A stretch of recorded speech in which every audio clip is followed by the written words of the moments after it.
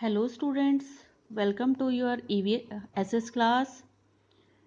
Now your term 1 is over and we will start today term 2 syllabus. We will start today term 2 syllabus. Beta, you have to make new notebooks for term 2. Okay, you have to make new notebooks. So today we will start reading chapter number 1, that is the globe, a model of earth. तो globe क्या होता है तुम्हें पता है, अर्थ का model, क्योंकि ये अर्थ को रिप्रेजेंट करता है। अर्थ जैसी लगती है वैसा ही ये ग्लोब है। ये देखो बेटा, ये रहा ग्लोब, ठीक है। और इसमें जो कॉन्टिनेंट्स हैं और ओशियंस हैं वो भी दिखाता है ये ग्लोब, ठीक है। तो ये अर्थ को रिप्रेजेंट करता है, इसीलिए ये मॉडल ऑफ अर्थ है। Now we will start reading. Look in your book and take pencil also बेटा। The earth is not a perfect sphere. Earth क्या है, परफेक्ट, बिल्कुल सही गोल नहीं है। सही बॉल, स्फीयर बॉल होती है गोल बिल्कुल, तो वो सही गोल नहीं है। It has a slightly distorted shape like an orange. उसकी थोड़ी सी, स्लाइटली मतलब ज़रा सी टेढ़ी मेढ़ी शेप है, जैसे ऑरेंज की होती है। तो अर्थ हमारी कैसी दिखती है, ऑरेंज जैसी। कैसी दिखती है, कैसी शेप है अर्थ की, ऑरेंज जैसी। It has larger circumference and diameter at the equator. मतलब जो अर्थ है उसका लार्जर सरकमफ्रेंस होता है। ये सरकमफ्रेंस है, ठीक है, बड़ा सरकमफ्रेंस होता है और बड़ा ही उसका डायमीटर होता है। ये डायमीटर होता है, तुम मैथ्स में पढ़ते हो ना बेटा, ये बीच में जो लाइन, सेंटर में लाइन होती है, ये डायमीटर होता है। The poles of earth are squished creating a slight bulge around the equator. जो अर्थ के पोल्स हैं, ये देखो, ये नॉर्थ पोल, ये साउथ पोल, ये क्या है, ये स्क्विस्ट है, मतलब थोड़े से हल्के से दबे हुए हैं। और जो इक्वेटर है, ये सेंटर में जो ये अर्थ का सेंटर है, वो क्या है, थोड़ा सा बाहर निकला हुआ, बल्ज यानी उभरा हुआ है। बेटा साथ के साथ मीनिंग लिख लेना पेंसिल लेकर, ठीक है। बल्ज यानी थोड़ा सा उभरा हुआ है, बीच का एरिया। देखो पोल्स पर से थोड़ा सा दबा हुआ है, स्क्विश्ड मीन्स दबा हुआ, और बल्ज मीन्स उभरा हुआ, और बीच जो है इक्वेटर जहाँ पर है, तो वहाँ से थोड़ा सा उभरा हुआ है। A model is representation of an object that aids in our understanding. Model क्या है, किसी ऑब्जेक्ट को, किसी भी चीज़ का रिप्रेजेंट, किसी भी चीज़ को रिप्रेजेंट करता है, उसको समझाने के लिए। रिप्रेजेंट मतलब उसको दर्शाता है। To study the earth, we have to observe minutely a model of the earth. हमें अर्थ की स्टडी करनी है तो हमें माइन्यूटली मतलब बिल्कुल बारीकी से, बारीकी से, माइन्यूटली मतलब बारीकी से अर्थ के मॉडल को देखना पड़ेगा, जो कि ग्लोब है, ठीक है। ग्लोब को अगर हम ध्यान से देखेंगे तो वो हमें अर्थ का पता लग जाएगा, अर्थ कैसी दिखती है, उसमें कितने कॉन्टिनेंट्स हैं, उसमें कितने ओशियंस हैं, ठीक है बेटा। It gives us an accurate picture of Earth's continents and oceans for general reference. मतलब बेटा वो हमें दिखाता है अर्थ पे कितने कॉन्टिनेंट्स हैं, कितने ओशियंस है, बिल्कुल सही पिक्चर देता है अर्थ की, ठीक है। ग्लोब, कौन, globe. In olden times, people thought that the earth is flat because they could see only a small part of earth where they lived. मतलब पुराने टाइम में बेटा क्या लोग क्या सोचते थे कि अर्थ फ्लैट है, धरती फ्लैट है, क्योंकि वो जहाँ पे रहते थे वहीं से अर्थ को देखते थे। अब हम अर्थ को देखेंगे तो हमें भी फ्लैट लगेगी, लगती है ना फ्लैट, ठीक है। In 1519 Ferdinand Magellan, a Portuguese explorer, circumnavigated the earth. मतलब 1519 में फर्डिनेंड मैगलिन, जो कि पोर्चुगीज था, एक्सप्लोरर मतलब खोज करने वाला, खोज करने वाला, ठीक है। सरकम नेविगेटेड मतलब परिक्रमा करना, घूमना, किसी के चारों तरफ घूमना। तो उसने अर्थ के चारों तरफ चक्कर काटा था। After about 3 years of exploration, he proved that the earth is not flat but round in shape.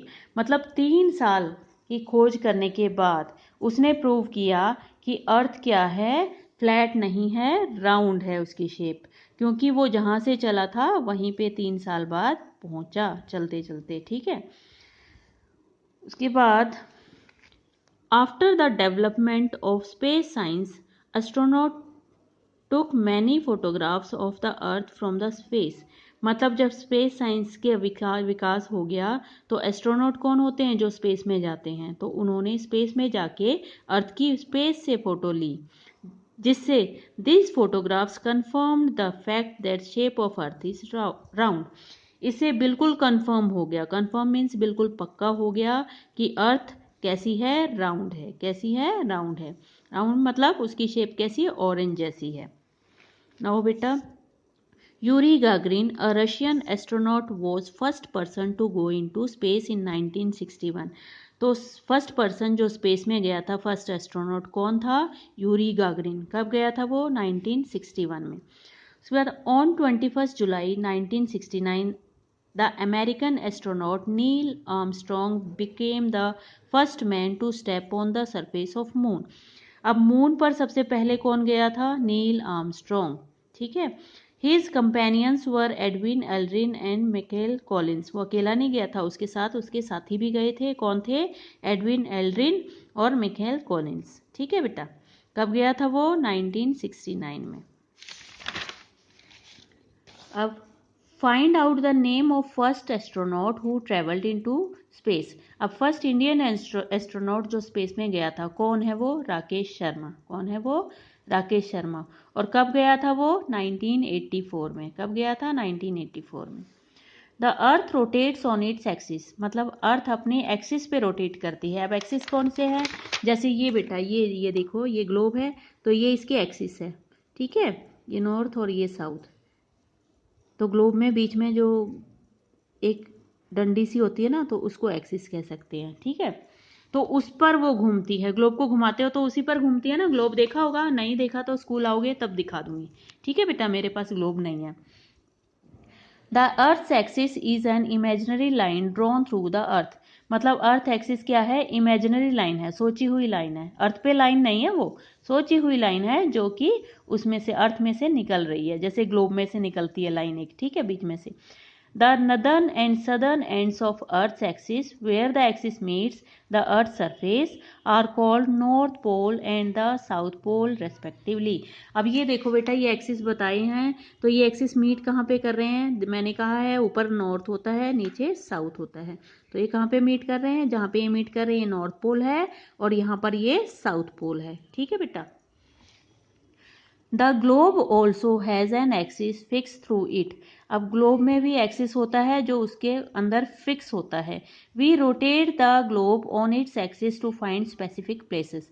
अब हम ग्लोब देखते हैं तो हमें एक ही हिस्सा, एक साइड का हिस्सा दिखता है, तो हमें अगर दूसरी साइड का देखना है तो हम उसको घुमाते हैं।